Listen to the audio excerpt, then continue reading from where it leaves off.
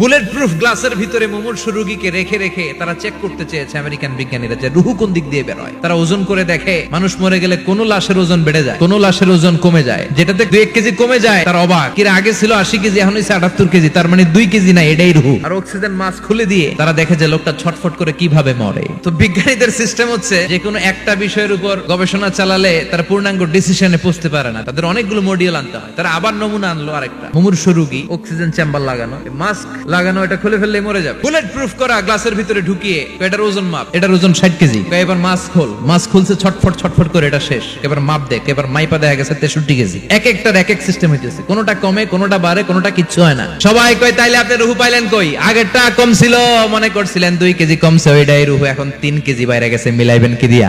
আল্লাহ ডেকে বলে গোলাম কিয়ামত পর্যন্ত একটার পর একটা গবেষণা করতে পারবি, মাগার রুহু খুঁজে পাবি না। চিল্লায় বলেন ঠিক কিনা?